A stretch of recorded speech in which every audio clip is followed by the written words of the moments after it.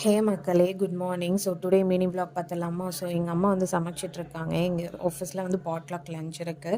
So நான் வந்து என் சைடில் இருந்து மீன் குழம்பு எடுத்துகிட்டு வரேன்னு சொல்லியிருந்தேன். ஸோ எங்கள் அம்மா சமைச்சிட்டு இருந்தாங்க. அங்கே போயிட்டு நான் ரெசிபீஸ் பார்த்தேன்னா, ஒரு சைடு வந்து ஆஃப் த குக் முடிச்சிட்டாங்க. மசாலா இது எல்லாமே போட்டு கம்ப்ளீட் பண்ணிட்டாங்க. ஃபிஷ்ஷுமே போட்டுட்டாங்க.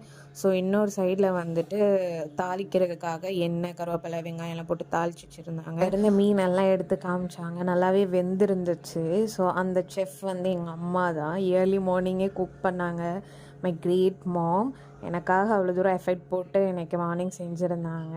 அந்த ஃபிஷ் எல்லாமே பார்த்துட்டு அதுக்கப்புறம் தாளித்தது வந்து அந்த குழம்புல ஊற்றி அதுக்கப்புறம் வந்து நல்லா கொதிக்க விட்டுட்டாங்க. பார்க்கவே நல்லா ஆயிலியாக செம்மையாக இருந்துச்சு. டேஸ்டிங்காக மார்னிங்கே எங்கள் அம்மா வந்துட்டு ஃபுட் வச்சு குழம்பு ஊற்றி கொடுத்துட்டாங்க. அப்படியே ஒரு டேஸ்டிங்கை போட்டுட்டு நம்ம டிஃபன் பாக்ஸில் வந்துட்டு எடுத்து வைக்கணும்னு சொல்லிட்டு நான் போயிட்டு எடுத்து வைக்க ஆரம்பிச்சிட்டேன். நான் ஒரு சின்ன நார்மல் பாக்ஸும் இன்னொரு 2 பாக்ஸும் நான் எடுத்துகிட்டு போயிருந்தேன்.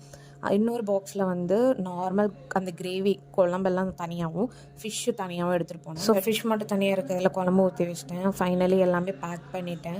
ஸோ கிறிஸ்மஸ்க்காக ஒரு கிஃப்ட் மை கொலீக் வந்து குவிட் பண்ணுறாங்க. அவங்களுக்கு ஒரு கிஃப்ட் வாங்கிட்டு பேக் பண்ணிட்டு போயிட்டேன். ஸோ இதுதான் எங்களோட பாட் லஞ்சோட மெனு. வெஜ்லேருந்து நான்வெஜ் வரைக்கும் எல்லாமே இருந்துச்சு. ஸோ இருக்கிற எல்லா ஃபுட்டையுமே ட்ரை பண்ணணும். ஸோ அதனால் வந்துட்டு என்னோடய பிளேட்டில் வந்துட்டு எல்லாமே கொஞ்சம் கொஞ்சமாக எடுத்து வச்சுருந்தேன்.